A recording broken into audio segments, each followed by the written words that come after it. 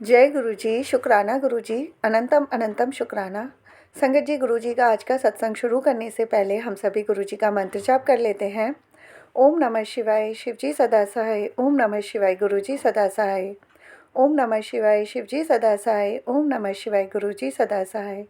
जय गुरु जी, शुक्राना गुरु जी। संगत जी, गुरु जी का सत्संग हमारे साथ दो संगत जी ने बहुत ही डिवाइन सत्संग के साथ शेयर किया है। गुरु जी की बहुत ही प्यारी ब्लेसिंग्स हम तक पहुंचाई है। गुरु जी की ब्लेसिंग्स लेने के लिए सत्संग को ज़रूर पूरा सुनिएगा। आप चाहे तो गुरु जी की इस ब्लेसिंग को आगे भी किसी के साथ शेयर कर सकते हैं। सत्संग सुनने वाले को और सत्संग सुनाने वाले को दोनों को ही गुरु जी ब्लेस करते हैं। शुक्राना गुरु जी। संगत जी, कोई भी गलती भूल चूक मुझसे या संगत जी से सत्संग बोलने में हो जाए तो माफ़ करना। गुरु जी आप भी माफ़ करना। सत्संग शुरू करते हैं। जय गुरु जी, शुक्राना गुरु जी। संगत जी, गुरु जी की आज्ञा से ये गुरु जी का सत्संग चैनल नया शुरू हुआ है। आप प्लीज़ इसको सब्सक्राइब करके बेल नोटिफिकेशन को ऑल पर सेट कर दीजिएगा, ताकि जैसे ही गुरु जी के सत्संग का नया वीडियो अपलोड हो तो उसका नोटिफिकेशन आपके पास टाइम टू टाइम आए। गुरु जी की ब्लेसिंग्स भी सभी तक पहुँचे। शुक्राना गुरु जी। जय गुरु जी, शुक्राना गुरु जी। जय गुरु जी। संगत जी, ये मेरा पहला सत्संग है और सत्संग के दौरान मैं अपना नाम गुप्त रखूँगी। यदि मुझसे कोई भूल चूक हो जाए तो मुझे क्षमा करें। सत्संग शुरू करने से पहले मैं गुरु जी का मंत्र जाप करूँगी। ओम नमः शिवाय, शिव जी सदा सहाय। ओम नमः शिवाय, गुरु जी सदा सहाय। जय गुरु जी, शुक्राना गुरु जी, अनंतम अनंतम शुक्राना गुरु जी। संगत जी, मैं गुरुजी से सितंबर 2023 में उनसे जुड़ी पहली बार अपनी एक आंटी जी के थ्रू। और जिस समय में मैं उनसे मिली वो समय मेरी लाइफ में बहुत ही मुश्किल समय था। उस समय घर में भी बहुत सारी प्रॉब्लम्स चल रही थी। पापा की तबीयत ठीक नहीं थी और मेरी वर्किंग प्लेस में भी जो इन्वायरमेंट था वो इतना ज़्यादा अच्छा नहीं था। वहाँ पर भी इतनी मेरी प्रोग्रेस नहीं हो पा रही थी। जो इन्वायरमेंट था वो काफ़ी टॉक्सिक था, काफ़ी नेगेटिव था। और वहाँ पर मैं दिन ब दिन डिप्रेशन में जा रही थी, क्योंकि मेरी प्रोग्रेस इतनी हो नहीं पा रही थी वहाँ पे। कुछ रीज़न्स थे वहाँ पर भी, और वो जगह मेरे अकॉर्डिंग इतनी सही नहीं थी, इतनी बेटर नहीं थी। बहुत ही नेगेटिव प्लेस थी जहाँ पर दिन ब दिन मैं डिप्रेशन में जा रही थी। और वहाँ से निकलने का, वहाँ रिज़ाइन देने का मुझे कोई भी रास्ता नहीं मिल रहा था। घर पर मैंने कन्विंस करने की कोशिश की कि मुझे वहाँ से रिज़ाइन देना है, पर पापा की तबीयत ठीक नहीं थी। फाइनेंशियल सर्कमस्टांसेस हमारे जो थे इतने अच्छे नहीं चल रहे थे, फाइनेंशियल कंडीशन इतनी अच्छी नहीं थी। तो घर से भी एक तरह से ना ही हो गई थी कि जो मर्जी हो जाए, मुझे रिज़ाइन नहीं देना और कंटिन्यू करना है वहाँ पर। थोड़ा वक्त बीता और वहाँ पर एक और नए कलीग ने एडमिशन ली। और जैसे ही वो नया कलीग आया, फिर लगा कि थोड़ा एटमॉस्फेयर ठीक हो जाएगा। पर वो जो नया कलीग आया, उसकी मेरी सीनियर्स के साथ, मेरे दूसरे कलीग्स के साथ बातचीत होती रहती थी। तो मुझे ये लगता था कि शायद उसकी उनके साथ ज़्यादा बनती है, उनकी आदतें भी उनके जैसी हैं, मेरे साथ मेल नहीं खाएंगी, मेरे साथ इतना कोऑपरेट नहीं करेंगी जैसे वो लोग मुझे परेशान करते थे। बार बार क्या कहते हैं, बार बार वो लोग कोई ना कोई ऐसे प्लान बनाते रहते थे कि कैसे इसको टारगेट करना है, कैसे इसको परेशान करना है, कैसे जो बॉस है उसके सामने इसको नीचा दिखाना है। तो ऐसी हरकतें वो करते रहते थे। तो मुझे था कि ये जो नया कलीग आया ये भी उनके साथ ही जाएगा और सेम उन्हीं को फॉलो करेगा। पर जैसे जैसे वक्त बीता, वो नया कलीग जो आया, गुरुजी की कृपा से उसका दिल अच्छा था, साफ था। उसने चीज़ें नोटिस की, उसने जो पॉलिटिक्स होती थी वो नोटिस की पूरी की पूरी। जैसे वो मेरे लिए चीज़ें प्लान करते थे कि हाँ इसको कैसे करना है, बिना मतलब से डांटी जाना है, सारा दिन किसी न किसी चीज़ की वजह से डांटी जाना है। जो जूनियर्स थे, जो बच्चे थे, उनके सामने डांट लगानी है बिना मतलब से, और जब बॉस आएगा तब कुछ और बोल देना है। तो ऐसा था वहाँ पर। और उसने भी वहाँ पर 10-15 दिन रहकर देखा। जब उसे भी इस चीज़ का आइडिया होगा कि वहाँ पर रहकर उसकी भी प्रोग्रेस इतनी नहीं हो पाएगी, तो उसने रिज़ाइन देने का फ़ैसला किया। उसने फिर मेरे घर वालों से बात की और फिर मेरी फैमिली में ये चीज़ एक्सेप्ट की, मेरी फैमिली वालों ने, कि अभी वहाँ पर कंटिन्यू नहीं करना है, जो भी है लीव इट और घर आ जा। और जो वहाँ पर जो ये सब कुछ हुआ, ये सब कुछ उस नए कलीग की वजह से हुआ, गुरुजी के आशीर्वाद की वजह से हुआ। जहाँ पर सारे रास्ते वहाँ से निकलने के मेरे लिए बंद हो चुके थे, गुरुजी ने वहीं से एक रास्ता खोला और मुझे उस जगह से निकाला। उस जगह की जो रियलिटी थी वो बहुत ही डार्क थी, बहुत ही बुरी रियलिटी थी, जिस चीज़ में मुझे नहीं लगता कि मेरी वहाँ पर प्रोग्रेस आगे हो पाती। मैं अच्छी चीज़ें अडेप्ट करने की जगह बुरी चीज़ें अडेप्ट कर रही थी और मेरी आदतें बहुत बिगड़ती जा रही थी दिन ब दिन, इतना फ्रूटफुल रिज़ल्ट नहीं मिल रहा था। तो सारा दिन बस यही चला रहता था कि कैसे उस जगह को छोड़ूं। तो गुरुजी के आशीर्वाद से उस जगह को छोड़ने में सक्षम हुई और गुरुजी की कृपा से वहाँ से निकल पाई। तो इसके लिए मैं गुरुजी को लख लख शुक्राना करती हूँ। जय गुरुजी, शुक्राना गुरुजी। संगत जी, ये मेरा पहला सत्संग था, जैसे मैंने पहले भी बताया। यदि सत्संग के दौरान मुझसे कोई भी गलती या भूल चूक हो गई हो तो प्लीज़ मुझे क्षमा करें। मैं अपने सत्संग को यही विराम देती हूँ। जय गुरुजी, शुक्राना गुरुजी, अनंतम अनंतम शुक्राना गुरुजी। जय गुरुजी, शुक्राना गुरुजी, अनंतम अनंतम शुक्राना गुरुजी। मैं दिल्ली से अनिल अंकल अपना सत्संग शेयर करने जा रहा हूँ। मैं अपना एक सत्संग इस चैनल पर पहले भी डाल चुका हूँ, आप जाकर लिंक में सुन सकते हैं। संगत जी, मैं अपना सत्संग शेयर करने जा रहा हूँ, थोड़ा ध्यान से सुनना। ये मेरी ज़िंदगी का बहुत बड़ा सत्संग है जो गुरुजी ने दिया है मेरे को। अभी दिवाली से पहले गुरुजी के मेरे पास मैसेज आ रहे थे कि पुत्र अपना बड़ा सत्संग सुनाने की तैयारी करो। तो संगत जी, मैं सोचा पता नहीं क्या गुरुजी देने वाले हैं। जैसे ही दिवाली आई कि पुत्र तो इस बार दिवाली बहुत अच्छी मनाएगा, ठीक है। तो जैसे ही सत्संग वो दिवाली आई तो हम गुरुजी का मैसेज आया अंकल जी मेरे पास, संगत जी सॉरी, कि नए घर में जाने की तैयारी करो। अब संगत जी, मैं तो सोचा मेरे पास 1 रुपया भी नहीं है, कैसे मैं नए मकान में जाऊंगा, ना मेरे पास एक पैसा। लेकिन गुरुजी की आज्ञा थी तो वही वो तो होना ही था। फिर संगत जी, मैंने काफ़ी सामान ले रखा है इंस्टॉलमेंट पे। उधर से उन लोगों के मेरे फ़ोन पे फ़ोन आ रहे, जैसे गुरुजी ने उनको मेरे लिए छोड़ दिया पीछे से कि इसको कि सर आप लोन ले लीजिए, लोन ले लीजिए। मैंने तो मेरे को तो जी कोई लोन की रिक्वायरमेंट नहीं है। फिर मेरे को गुरुजी ने दिमाग दिया कि पुत्र ले ले।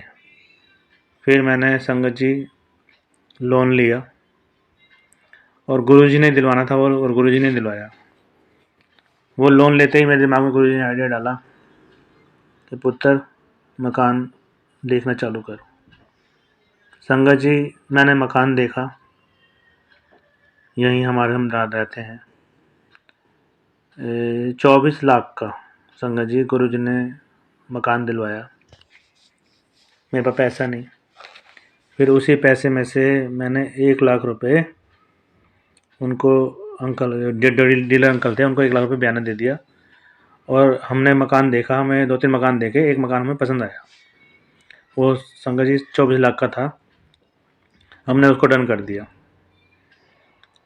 तो आके वहाँ से आए हम संगत जी बयाने मैंने देख करके। अब मैंने हिसाब लगाया कि मुझे तो पता नहीं था संगत जी, पहले का ना मैंने कोई मकान लिया, हम रेंट पे रहते हैं शुरू से ही, और जहाँ हम रेंट पे रहते हैं वहाँ भी गुरुजी ने दिया हुआ है, और बहुत अच्छी मकान मालकिन हमारी। तो संगत जी बयाना दे के आ गया। अब जब मैं उसका लोन करवाने के लिए गया तो वो तो बजट ही बहुत महंगा पड़ रहा था संगत जी, मेरी जेब से अलाउड नहीं कर रहा था। फिर संगत जी मैंने आके गुरुजी के सामने अरदास करी और 2 पर्चियाँ डाली गुरुजी के सामने कि गुरुजी आप ही बताओ कि लोन होगा या नहीं होगा। तो गुरुजी का आंसर आया नो। संगत जी मैं फिर बड़ा परेशान, मैं तो 1 लाख रुपये को दे चुका था डीलर को, लेकिन गुरुजी की महिमा गुरुजी जाने उन्हें क्या करना था।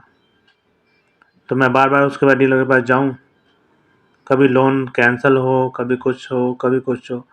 लोन वाला मेरे घर पे आया तो हमारा लोन नहीं हो रहा, बड़ा परेशान, क्योंकि संगत जी मैं तो बाहर से पैसा ब्याज पे, मोटे ब्याज पे उठा चुका था। अब मैं टेंशन पे टेंशन, रोज़ टेंशन में आता था घर पे, सोता था, दिमाग काम नहीं करता अंकल संगत जी मेरा बिल्कुल भी, कि मैं क्या करूं, कैसे करूं, बड़ा परेशान हो चुका था। फिर गुरुजी ने मेरे को आइडिया दिया कि तो फिर जा डीलर के पास। फिर संगत जी मैं दोबारा डीलर के पास गया, और डीलर के पास गया और उसको जो मैंने पैसा दे रखा था, मैंने कि तो हाँ जी, मैं बताना भूल गया कि डीलर बोला कि भाई साहब आप, हाँ, गुरुजी का मैसेज आया। मैं संगत जी, मेरे को सॉरी बता नहीं पाया कि गुरुजी का मेरे पास मैसेज आया कि पुत्र अपनी चादर से ज़्यादा पैर नहीं फैलाने चाहिए। अब मैं बड़ा परेशान, मैंने मकान के पैसे दे दिए। मैं पता नहीं मैं गुरुजी की बात समझी या नहीं समझी, गुरुजी मुझे क्या बताना चाह रहे हैं, क्या नहीं बताना चाह रहे हैं। मैं फिर बड़ा परेशान। फिर मैं दूसरे दिन डीलर के पास गया। संगत जी, आप मानोगे नहीं, वही बात मेरे को ना डीलर ने बोली जो गुरुजी ने मेरे को बोला था। गुरुजी ने, वो डीलर ने, जो संगत जी मेरे को जो बात बोली, बात तो उसने मुझे ऐसी बोली जो मैं तीर की तरह मुझे चुभ गई। उन्होंने मेरे को बोला कि आप जब भी मेरी दुकान पे आते हो, आपके चेहरे पे ना तो कोई खुशी दिखी है कि आप मकान ले रहे हो, ना कोई कुछ दिखा। बड़ा परेशान। तो उन्होंने मेरी शक्ल देख के बोला कि ये बताओ, आप इतना महंगा मकान ले रहे हो, आपकी औकात भी है इतना महंगा मकान लेने की? संगत जी, डीलर ने मुझे यही बात बोली और मैं उसकी बात सुन के दंग रह गया। उसकी बात का मुझे 1 मिनट बुरा लगा। तो फिर उसने मेरे को बोला, एक काम करिए, आप, आपके पास इतना बजट नहीं है तो आप मेरा दूसरा फ्लोर देख लीजिए, मेरे पास एक फ्लोर और है, वो कम बजट का है। संगत जी, मेरे तो फिर जान में जान आ गई कि गुरुजी ने सही बोला था। वही बात ये डीलर अंकल बोल रहे हैं। फिर अंकल जी, मैं वो फ्लोर देखने गया तो संगत जी मानोगे नहीं, वो फ्लोर उससे भी 5 लाख रुपए कम में मेरे को गुरुजी ने ब्लेस करवाया। संगत जी, 5 लाख रुपए कम में। आप जानते हो 5 लाख रुपए आज की डेट में बहुत होता है। ये सब काम गुरुजी कर रहे थे और मुझे किसी चीज़ का पता नहीं। मैं तो आदमी, इंसान है, इंसान में तो कोई दिमाग होता नहीं है, लेकिन परमात्मा गुरुजी मेरे मालिक ने मुझे कभी नहीं फंसने दिया।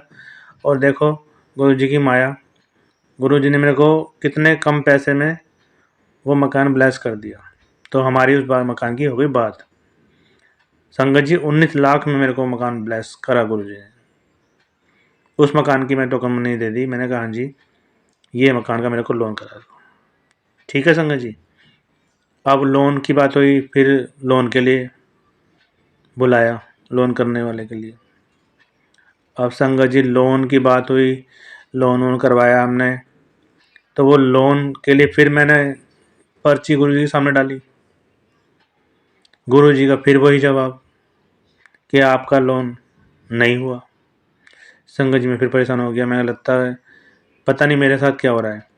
गुरुजी का मैसेज आया फिर मेरे को कि पुत्र, तेरी किस्मत में जो चीज़ नहीं थी, मैं तेरे को तेरी किस्मत में वो चीज़ लिख दी थी। और संगत जी, हकीकत बात तो यही है कि वो चीज़ मेरे नसीब में नहीं थी, गुरुजी ने मेरे को ब्लेस करी। मेरी औकात ना थी, ना है और ना ही कभी होगी। गुरुजी ने मेरे साथ वो मेडिकल कर दिया जो मैं सोच भी नहीं सकता। संगत जी, फिर क्या हुआ, उस मकान की हमने बात आगे बढ़ाई तो लोन नहीं हुआ। संगत जी, 15-20 दिन, महीना निकल गया, उसका लोन वाले का कोई फ़ोन नहीं मेरे पास। मैं बाबा के डीलर के पास जाऊं, डीलर कहे कि जी आप लोन वाले से बात करिए। वो कह रहे कि सर आपका तो लोन ही नहीं हो पा रहा, क्योंकि संगत जी जो मेरे को लोन चाहिए था 20 लाख से ऊपर का चाहिए था, वो उसके अंदर मेरे को इनकम दिखानी थी ज़्यादा। और उससे पहले गुरुजी ने मेरे को एक बाइक ब्लेस करी थी, वो मैं बताना संगत जी भूल गया आपको, उसका भी मेरे पे लोन था। और जो मैंने 2 लाख का लोन लिया था उसकी भी EMI जानी थी। तो 10,000 का खर्चा मेरे पास यही हो गया दोनों मिला करके। तो संगत जी, उसके अंदर मेरा बजट नहीं आ रहा, लोन कैसे पास हो।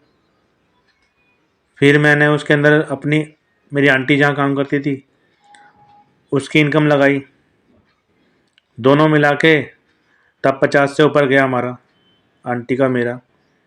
फिर संगत जी, फिर एक पंगा फंस रहा कि जब मैं काम करता हूँ संगत जी, मैं तो 15-20 हज़ार रुपये कमाने वाला बंदा हूँ, इससे ज़्यादा मेरी औकात नहीं है। लेकिन गुरुजी ने मेरी औकात बहुत बना रखी है। कह रहे पुत्र तू आगे आगे चल, तेरे साथ मैं हर काम बीच खड़ा हूँ, तेरे सारे काम बनाऊँगा। संगत जी गुरुजी ने मेरे को कहीं नहीं फंसने दिया, कहीं पे भी नहीं फंसने दिया। संगत जी फिर वो लोन वाला दोबारा आया, फिर लोन की रिक्वायरमेंट जो देखे संगत जी फेल हो चुका था लोन, उसके दोबारा पेपर भरे गए, फिर पेपर भरे गए। फिर मैंने गुरुजी से अरदास करी, गुरुजी ये आप नहीं का हाँ सॉरी संगत जी मैं बताना भूल गया। फिर गुरुजी का मुझे एक दिन मैसेज आया कि पुत्र या तो तू अपना दिमाग चला ले या मुझे अपना काम करने दे, या तो तू ही दिमाग चला ले या मुझे चलाने दे, तेरे कोई काम नहीं रुकेगा, मैं तेरे आगे आगे तेरे सारे काम करवा दूंगा। तो संगत जी क्या हुआ, फिर हमने लोन के फार्म भरे और लोन के लिए रिक्वायरमेंट कर दी। फिर संगत जी क्या हुआ, हफ्ते बाद हो गया जी डन, पेपर हो गए मकान के हमारे, डन हो गए कि आपका लोन सैंक्शन हो जाएगा। संगत जी अब लोन सैंक्शन हो गया तो उसने मेरे सामने फिर एक बात रख दी, लोन वाले ने वही बात उनने मेरे को बोली जो गुरुजी ने मेरे को बोली थी ना, कि आपका लोन हो नहीं रहा था, ये पता नहीं कैसे हुआ लोन, ये तो भगवान ही जाने। ये देखो हमारे गुरुजी की महिमा, सारा काम बैठ के तो वही करा रहे हैं, हम कौन होते हैं या वो कौन होता है लोन करवाने वाला। तो ऐसे संगत जी मेरे को गुरुजी ने घर घर ब्लेस करा। अब हमने उसके लोन के फार्म भर दिए। अब वो कह रहा मेरे को पहले पैसा चाहिए लोन वाला, कि आपका लोन नहीं हो रहा था, कि हमें 50,000 रुपये चाहिए। फिर मैंने गुरुजी से अरदास करी तो फिर वो राज़ी हो गया। संगत जी कह रहा कोई बात नहीं, आप मेरे को आधे पैसे पहले दे दो, आधे जब आपका लोन पास हो जाएगा तब देना। संगत जी फिर उसको 25,000 रुपये मैंने दिए अपने अकाउंट से। अब संगत जी अभी कुछ दिन पहले हमने उस मकान के पेपर, और हाँ संगत जी मैं एक बात बताना भूल गया आपको कि मेरे को अभी पहले भी बहुत हेल्थ इशू से, हाँ गुरुजी ने मेरे को बोला कि पुत्र तेरी जो हेल्थ ख़राब हो रही है इसके पीछे तेरे अपनों ने, तेरे खास ने तेरे पर ब्लैक मैजिक कर रखा है, जिसके वास्ते तेरा कोई काम बनता नहीं है, तेरे को हेल्थ इशू इतने हो रहे हैं और तू परेशान है। फिर संगत जी गुरुजी ने मेरे को मकान तो ये ब्लेस कर ही दिया, अभी हमारे उसके मकान के पेपर हो गए हैं। तो गुरुजी का मैसेज आया कि पुत्र तुम टेंशन ना ले, तेरा ब्लैक मैजिक भी मैं काट दूंगा, आस्ते आस्ते काट रहा है, ये ब्लैक मैजिक तेरा कट जाएगा। संगत जी अब हमारे उस प्रॉपर्टी के पेपर बन चुके हैं, रजिस्ट्री के लिए आगे चले गए। अब जिस दिन जी गुरुजी मेरे को वो मकान ब्लेस करेंगे, उस मकान में हम एंट्री कर जाएंगे, फिर मैं संगत जी आगे का अपना सत्संग शेयर करूँगा।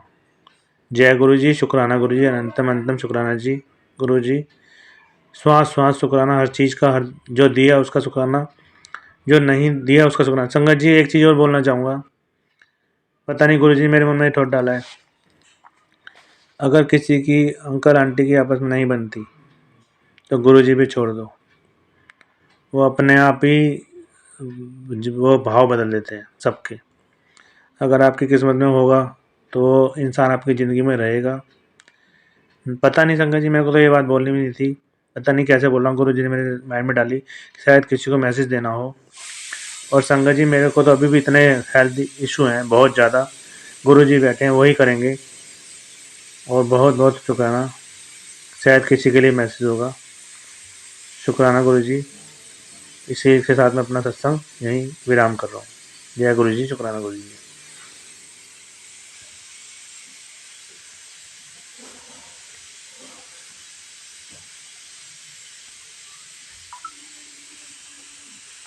जय गुरु जी, शुक्राना गुरु जी। थैंक यू संगत जी, गुरु जी की ब्लेसिंग्स हम तक पहुंचाने के लिए आपका बहुत बहुत शुक्रिया। शुक्राना गुरु जी। संगत जी मैं भी अपनी वाणी को यहीं विराम देती हूँ। जय गुरु जी, शुक्राना गुरु जी। सर्वदा भला हो गुरु जी। जय गुरु जी प्यारी संगत जी।